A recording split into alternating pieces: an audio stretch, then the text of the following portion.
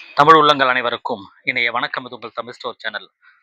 இப்போ +2 முடிச்சாச்சு அப்படின்னா, அடுத்து நம்ம காலேஜ்ல சேரணும். அது நீங்க எம்பிபிஎஸ் படிச்சாலும் சரி, நீட் எக்ஸாம் எழுதி முடிச்சுட்டு எம்பிபிஎஸ் போனாலும் சரி, அல்லது +2 முடிச்சுட்டு டைரக்ட்டா நீங்க வேற ஒரு இன்ஜினியரிங் காலேஜோ அல்லது ஆர்ட்ஸ் காலேஜோ எங்க வேணா நீங்க போகலாம். இப்போ பார்த்தீங்கன்னா, +2 முடிச்சதுக்கு அப்புறம் அடுத்து நம்ம கையில இருக்க வேண்டிய விஷயங்கள் என்னென்ன டாக்குமெண்ட்ஸ் எல்லாமே நம்ம கையில இருக்கணும். என்னென்ன சான்றிதழ்கள்லாம் நமக்கு தேவைப்படும் அப்படின்றது கிட்டத்தட்ட ஒரு 18 வகையான விஷயங்கள் நீங்க கவனத்துல வச்சுக்கணும். அதெல்லாம் என்னென்ன அப்படின்றத அப் டு டேட் இந்த இந்த வீடியோல ஃபுல்லா நம்ம பார்க்கலாம். ஸோ இந்த வீடியோ முழுசா பாருங்க. உங்களுக்கு தேவையான விஷயங்கள் ஏதாவது இருந்ததுன்னா, அத எடுத்துக்கங்க. சப்போஸ் சில சர்டிஃபிகேட்ஸ் உங்களுக்கு தேவைப்படாது அப்படின்ற பட்சத்துல, அத நீங்க ஒமிட் பண்ணிட்டு மத்த சர்டிஃபிகேட் என்னவோ அத மட்டும் நீங்க எடுத்து வச்சுக்கலாம். ஸோ ஒரு பேப்பர்ல தெளிவா நீங்க எழுதி வச்சுக்கோங்க. என்னென்னலாம் தேவைப்படும் அப்படின்றத ஃபுல்லா எழுதிட்டு, அதுல உங்களுக்கு எதெல்லாம் அப்ளிகேபிள் அப்படின்றத பார்த்துட்டு, அந்த சர்டிஃபிகேட்ல முன்கூட்டியே நீங்க எடுத்து வச்சுக்கிறது ரொம்பவே நல்லது. எல்லாருக்கும் இந்த 18 சர்டிஃபிகேட் நான் சொல்றேன். இந்த 18மே எல்லாருக்கும் தேவைப்படுமானா, நிச்சயமா எல்லாருக்கும் தேவைப்படாது. ஒரு சில பேருக்கு இதுல கொஞ்சம் தேவைப்படலாம். ஒரு சில பேருக்கு சில தேவைப்படாம இருக்கலாம். ஸோ டீட்டெயிலா நான் சொல்லிடுறேன். ஒட்டுமொத்தமா எல்லாமே சொல்றேன். இதுல உங்களுக்கு என்ன தேவையோ அதெல்லாம் எடுத்துக்கங்க. கண்டிப்பா இப்பயில இருந்து நீங்க ஆரம்பிச்சிடணும். ஏன்னா அட்மிஷன் நமக்கு +2 ரிசல்ட் வந்ததுக்கு அப்புறம் அட்மிஷன் ப்ராசஸ் எல்லாமே ஸ்டார்ட் ஆயிடும். அப்படி ஸ்டார்ட் ஆகுறதுக்கு முன்கூட்டியே நீங்க ஏன்னா இப்ப தமிழ்நாட்டிலயும் சரி, புதுச்சேரியிலும் சரி எங்க வேணாமே நீங்க எடுத்துக்க முடியும். அந்தந்த தாசில்தார் ஆஃபீஸ்ல அந்த ரெஸ்பெக்டிவ் பெர்சன் இப்போ வர சொல்றாங்க. இப்ப குடுத்துக்கிட்டும் இருக்காங்க. ஸோ அதுக்கு தான் நான் சொல்றேன் முன்கூட்டியே. ஃபர்ஸ்ட்டு ஆ இது எனக்கு தேவைப்படுமான்னு கேட்காதீங்க. இப்ப நீட் எக்ஸாம் எழுதப் போற மாணவர்களுக்கு கண்டிப்பா தேவைப்படும். அல்லது இப்போ ஜேஇ எக்ஸாம் எழுதி முடிச்சுட்டாங்க நெறைய பேரு. ஸோ அவங்க கண்டிப்பா இதெல்லாம் வச்சிருந்திருப்பாங்க. இல்ல நீங்க வேற ஏதாவது இன்னும் என்ட்ரன்ஸ்க்கு வேற எங்கேயாவது நீங்க அப்ளை பண்ண போறீங்கனாலுமே தேவைப்படும். என்னன்னா பாஸ்போர்ட் சைஸ் ஃபோட்டோ. இந்த பாஸ்போர்ட் சைஸ் ஃபோட்டோன்றது எப்பயுமே நீங்க ஒரு சாஃப்ட் காப்பி கையில வச்சிருக்கணும். Soft copy and hard copy. Hard copy உங்க பாக்கெட்ல 2, 3 ஃபோட்டோஸ் கையில வச்சிருங்க. எந்த ஃபோட்டோ நீங்க வச்சிருக்கீங்களோ அதே ஃபோட்டோ சாஃப்ட் காப்பி வச்சுக்கங்க. மாறி மாறி இருக்கக்கூடாது. எந்த இடத்துல குடுத்தாலும் ஒரே மாரியான ஃபோட்டோஸ் நீங்க குடுக்கணும். ஸோ அத நீங்க தயாரா வச்சிருக்கணும். அத நீங்க சாஃப்ட் காப்பியா வைக்கிற பட்சத்தில ஒரு 200 கேபி லெவல்ல அத நீங்க ஸ்கேன் பண்ணி தயாரா வச்சுக்கங்க. சிக்னேச்சர் அந்த மாரி தான். நீங்க கையெழுத்து போட்டு ஒரு வெள்ள பேப்பர்ல தெளிவா நீங்க கையெழுத்து போடணும். நல்லா டார்க் இங்க்ல கையெழுத்து போட்டு, பால் பென்ல கையெழுத்து போட்டு, நீங்க அது ஒரு 20 கேபி சைஸ்ல ஆர் 50 கேபி சைஸ்ல நீங்க எடுத்து வச்சுக்கிறது ரொம்பவே நல்லது. ரைட்டுங்களா? இது 2மே மஸ்ட். எல்லா டைம்ல எல்லா இடத்துலயும் தேவைப்படுமானா, நீங்க கண்டிப்பா காலேஜுக்கு உள்ள போகும்போது அந்த பாஸ்போர்ட் சைஸ் கண்டிப்பா வேணும். சிக்னேச்சர் கண்டிப்பா போடுவீங்க. இதெல்லாம் தேவைப்படும். அடுத்தது போஸ்ட் கார்ட் சைஸ் ஃபோட்டோன்றது எல்லாருக்கும் தேவைப்படாது. இப்ப நீட் எக்ஸாம் எழுத போற மாணவர்களுக்கு மட்டும் அது தேவைப்படுது. ஸோ அத விட்டுருங்க. அடுத்தது கேட்டகரி சர்டிஃபிகேட் கண்டிப்பா தேவை. நீங்க என்ன கேட்டகரியில இருக்கீங்களோ, அந்த கேட்டகரிக்குரிய சர்டிஃபிகேட் கண்டிப்பா எடுத்துக்கங்க. அதாவது ஸ்டேட் லெவல் சர்டிஃபிகேட் நாம சொல்லுவோம். நீங்க ஒரு ஸ்டேட் கவர்ன்மென்ட்ல சேர போறீங்க அப்படின்னா, அந்த சர்டிஃபிகேட் கண்டிப்பா உங்களுக்கு தேவைப்படும். இப்ப பார்த்தீங்கன்னா, நீங்க ஒரு எம்பிசி அப்படின்னு இருக்கிறீங்கன்னா, எம்பிசிக்குரிய சர்டிஃபிகேட்ஸ் அப்படின்னு தனியா நீங்க எடுத்துக்கணும். அல்லது பிசியா இருந்தா பிசிக்குரிய சர்டிஃபிகேட்ஸ் என்ன? நீங்க பிசி முஸ்லீமா இருந்தா பிசி முஸ்லீம்க்குரிய சர்டிஃபிகேட்ஸ் என்ன? அப்படின்றதெல்லாம் தனித்தனியா நீங்க எடுத்து வச்சிருக்கணும். அதேபோல எஸ்சி, எஸ்சி, எஸ்டி கேண்டிடேட் இந்த மாரி இருந்தாலுமே, அந்தந்த கேட்டகரிக்குரிய சர்டிஃபிகேட் கண்டிப்பா நீங்க உங்க கையில இருக்கிற மாரி பார்த்துக்கங்க. அதேபோல சப்போஸ் நீங்க சென்ட்ரல் யூனிவர்சிட்டீஸ்க்கு சென்ட்ரலைஸ்டு எஜுகேஷன் இன்ஸ்டிடியூட்லாம் நீங்க அப்ளை பண்றீங்கன்னா, அப்ப ஓபிசி சர்டிஃபிகேட் தேவைப்படும். அதாவது அந்த ஓபிசி அப்படின்றது யார் யாரெல்லாம் பார்த்தீங்கன்னா, BC, MBC, BCM. BC, MBC, BCM இந்த 3 கேட்டகரியில இருக்கிற மாணவர்கள் ஓபிசி அப்படின்னு ஒரே ஒரு சர்டிஃபிகேட் எடுத்து வச்சா போதும். தனித்தனி சர்டிஃபிகேட் உங்களுக்கு தேவைப்படாது. இது எப்ப தேவைப்படாது அப்படின்னா, நீங்க ஒரு சென்ட்ரலைஸ்டு யூனிவர்சிட்டில சென்ட்ரலைஸ்டு ஒரு இன்ஸ்டிடியூஷன்ல படிக்க போறீங்க அப்படின்னு சொன்னா, அது கண்டிப்பா உங்களுக்கு தேவைப்படும். அதாவது ஓபிசி, என்சிஎல் அப்படின்ற சர்டிஃபிகேட் நீங்க எடுத்து வச்சுக்கணும். ஸோ அத நான் ஏற்கனவே சொன்ன மாரி பிசி, பிசிஎம், எம்பிசி கேட்டகரியில இருக்கிற மாணவர்களுக்கு அது பொருந்தும். ஸோ அதே போல பிடபிள்யூடி கேண்டிடேட்டா இருக்கிற பட்சத்துல அதற்குரிய சர்டிஃபிகேட் என்னன்றது அத நீங்க தயாரா எடுத்து வச்சுக்கங்க. அடுத்தது உங்களுடைய பர்த் சர்டிஃபிகேட். அது ஒரு ஸ்கேன்டு காப்பி. நான் சொல்றது எல்லாமே ஸ்கேன்டு காப்பி, சாஃப்ட் காப்பி கண்டிப்பா இருக்கணும்.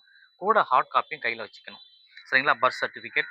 இது இல்லாம 10த் மார்க் ஷீட், +2 மார்க் ஷீட், அப்புறம் உங்களோட டிசி. கடைசியா நீங்க எந்த +2 முடிச்சுட்டு வெளிய வந்திருப்பீங்க. ஸோ கண்டிப்பா அந்த அதுக்குரிய டிசி கண்டிப்பா நீங்க ஸ்கூல்ல இருந்து வாங்குவீங்க இல்லையா? அந்த டிசி கண்டிப்பா தேவை.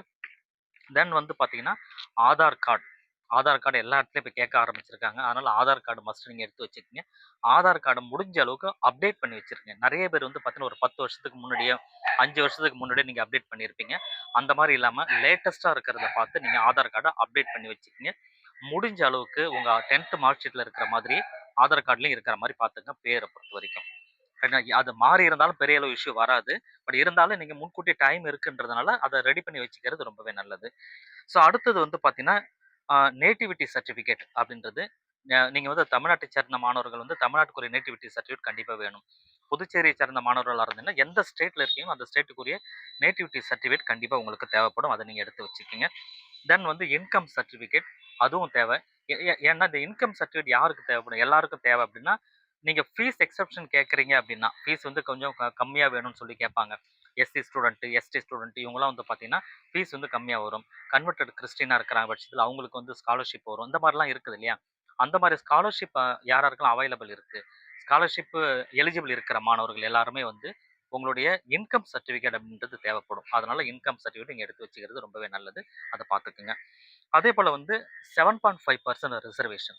ஸோ இந்த நீங்க வந்து கவர்ன்மென்ட் ஸ்கூல்ல படித்த மாணவர்கள் 6லேருந்து 12த் வரைக்கும் கவர்ன்மென்ட் ஸ்கூல்ல படித்திருந்தீங்கன்னா, நீங்க 7.5% ரிசர்வேஷனுக்குள்ள வருவீங்க.